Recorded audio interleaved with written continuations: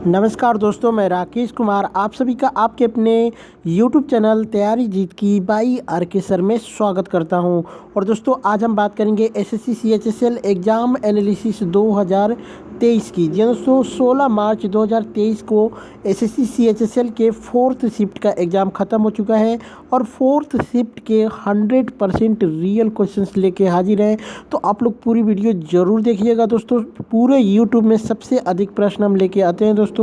थोड़ी सी video late आती है, लेकिन दोस्तों यहाँ पे 100% रियल जो कि आपके एग्ज़ाम्स में पूछे गए क्वेश्चंस ही बताए जाते हैं। बाकी दोस्तों किसी भी क्वेश्चंस में अगर थोड़ा सा भी आपको डाउट है 8181819473 पे डायरेक्टली आप हमें बता सकते हैं बेझिझक, ठीक है। बाकी दोस्तों कोई भी क्वेश्चंस आपको याद है आप हमें व्हाट्सएप करके बता सकते हैं। और दोस्तों आप लोग इस वीडियो का PDF फाइल आप हमारे टेलीग्राम ग्रुप से डाउनलोड कर सकते हैं बिल्कुल मुफ्त में। वीडियो में के डिस्क्रिप्शन में आपको लिंक मिल जाएगा, वहां से उस ग्रुप को ज्वाइन कर लीजिएगा। आप हमारे व्हाट्सएप ग्रुप को भी ज्वाइन कर लीजिएगा, वहां पे भी आपको PDF फाइल मिल जाएगी। चलिए क्वेश्चंस देखते हैं। अलकनंदा और भागीरथी नदी कहाँ पर मिलती हैं? तो इसका राइट आंसर हो जाएगा देवप्रयाग में। जी हाँ दोस्तों, देवप्रयाग में अलकनंदा और भागीरथी का संगम होता है और इसके बाद अलकनंदा नाम जो कि समाप्त होकर केवल गंगा नाम रह जाता है।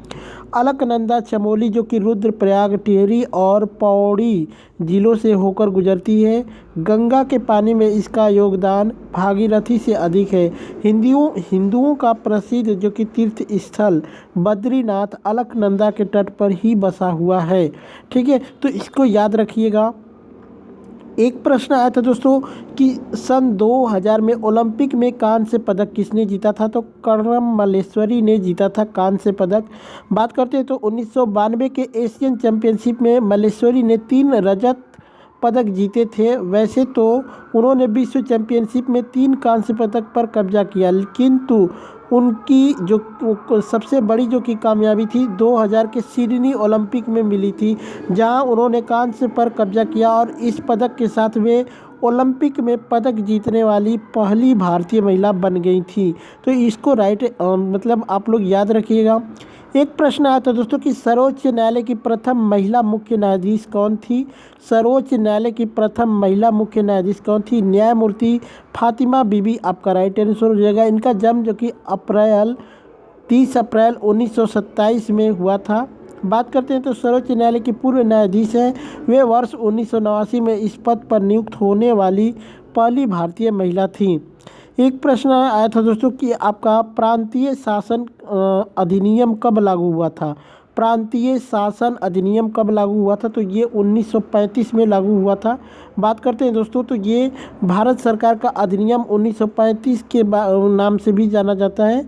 इसमें जो कि 3 मुख्य विशेषताएं थी, जिसमें प्रांतीय जो कि स्वायत्तता, संघीय न्यायालय की स्थापना, केंद्र में अखिल भारतीय महासंघ की स्थापना, ये 3 इसका मुख्य काम था। बाकी दोस्तों बात करते हैं तो भारत सरकार अधिनियम 1935 की जो कि विशेषताएं, इसने अखिल भारतीय महासंघ की स्थापना के लिए प्रांतों और रियासतों को इकाइयों के रूप में शामिल किया था। अधिनियम ने केंद्र और इकाइयों के बीच शक्तियों को 3 सूचियों के संदर्भ में विभाजित किया, जिसमें संघीय सूची केंद्र के लिए 59 वस्तुओं के साथ, प्रांतीय सूची प्रांतों के लिए 54 वस्तुओं के साथ और समवर्ती सूची यानी दोनों के लिए 36 वस्तुओं के साथ वायसराय को अवशेष शक्तियाँ दी गई थी, ठीक है। हालांकि संघ कभी अस्तित्व में नहीं आया क्योंकि रियासतें इसमें शामिल नहीं हुई थी, ठीक है। बाकी इससे रिलेटेड मैंने सभी चीज़ें बता दी है दोस्तों। ये PDF फाइल में आप इनको पढ़ लीजिएगा, काफ़ी बहुत सारे प्रश्न यहाँ से फंस जाएंगे। एक प्रश्न आया था कि मगध सम्राट से कौन सी नदी बहती थी? तो गंगा और सोन नदी बहती थी। बात करते हैं तो लगभग 200, ठीक है, 200 वर्षों में मगध सबसे महत्वपूर्ण महाजन पद बन गया था। गंगा और सोन नदियाँ मगध से होकर बहती थी। मगध साम्राज्य गंगा नदी के तट पर स्थापित किया गया था और पश्चिम में सोन नदी से घिरा था। मगध बिहार में एक प्राचीन भारतीय राज्य था। वही बात करते हैं दोस्तों यहाँ पे तो मगध के बारे में। मगध की जो पहली राजधानी थी राजगृह थी। मगध का प्रथम शासक जो कि वंश था हर्यक वंश था। ठीक है, बिंबिसार ने मगध साम्राज्य पर लगभग 52 वर्षों तक शासन किया था। मगध का उल्लेख जो कि अथर्ववेद में मिलता है, जो बताता है कि मगध जो कि अर्थ ब्राह्मणवादी निवासी स्थान था। बाद में मगध जैन धर्म का केंद्र बन गया और पहली बौद्ध परिषद यानी राजगृह में आयोजित की गई थी। तो इसको याद रखिएगा। एक प्रश्न आया था कि विधि के समक्ष समानता का अधिकार किस अनुच्छेद में है? अनुच्छेद 14 आपका राइट आंसर हो जाएगा।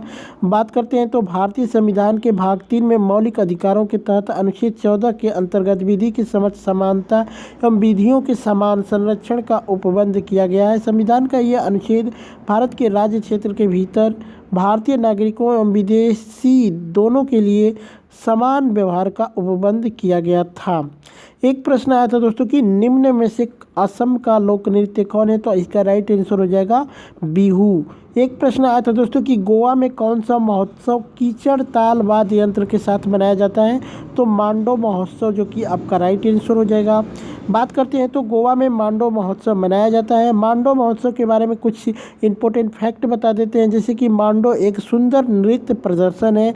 इसका विषय जो कि आमतौर पर प्रेम का होता है। कड़वा और मीठा जुनून जो धीमी और जानबूझकर गति में होता है और शब्दों और नृत्य के सुंदर गतियों के माध्यम से अच्छी तरह से व्यक्त किया जाता है। ठीक है, युवा पुरुष और महिलाएं जो कि घुमोट यानी कीचड़ ताल वाद्य यंत्र और वायलिन की रोमांटिक धुनों की थाप पर नृत्य करते हैं। वही बात करते हैं दोस्तों जो कि साओ जो आओ उत्सव, यह गोवा में सेंट जॉन जो कि बपतिस्मा, ठीक है, बपतिस्मा जो कि दाता जिसको बोलते हैं कि पैबटिस्ट, ठीक है, पैबटिस्ट को जो कि श्रद्धांजलि देने के लिए मनाया जाता है। वही बात करते हैं तो सेंट जॉन मदर मैरी के रिश्तेदार थे। यह 24 जून को मानसून की शुरुआत में आयोजित किया जाता है। सिग्मो उत्सव, यह गोवा में कोंकणी हिंदू समुदाय के प्रमुख त्योहारों में से एक के रूप में मनाया जाता है। एक प्रश्न आया था दोस्तों कि कॉमनवेल्थ गेम्स 2022 में मीराबाई चानू ने कौन सा पदक जीता था? तो इसका राइट आंसर हो जाएगा स्वर्ण पदक।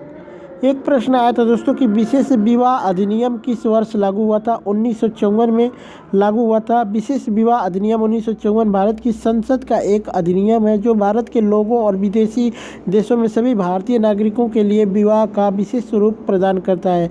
भले ही किसी भी पार्टी के बाद या धर्म या फिर विश्वास के बावजूद यह अधिनियम 19वीं शताब्दी के उत्तरार्ध में प्रस्तावित कानून के एक टुकड़े से हुआ था। ठीक है, एक प्रश्न आया था दोस्तों कि किस विटामिन की कमी से बेरी नामक रोग होता है? विटामिन B1 आपका राइट आंसर हो जाएगा।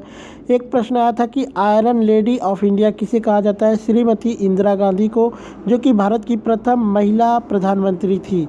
एक प्रश्न आया था कि ऑपरेशन गंगा किस लिए चलाया गया था? तो ये यूक्रेन में फंसे भारतीयों को वापस लाने के लिए बनाया गया था। भारत सरकार द्वारा ऑपरेशन गंगा जो कि यूक्रेन में फंसे सभी भारतीय नागरिकों को वापस लाने के लिए एक जो कि निकासी पहल थी, जिसमें एयर इंडिया की सहायता से भारतीयों को यूक्रेन से भारत वापस लाया जा रहा है, जो कि रोमानिया की राजधानी बुखारेस्ट, हंगरी जैसे पड़ोसी देशों से एयर इंडिया की निकासी उड़ानें संचालित की जा रही हैं।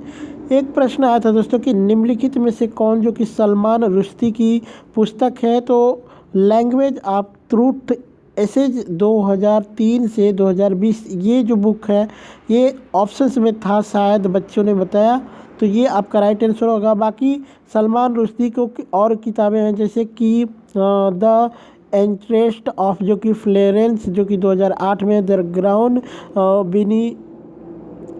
बीनीथ हर फीट जो कि 1999 में, रोश 2001 में, शालीमार द क्लाउन 2005 में, 2 साल 8 महीने और 18 रातें 2015 और जो कि क्यूस को जो कि यहाँ पे दोस्तों थोड़ा सा क्या लिखा है, ठीक है,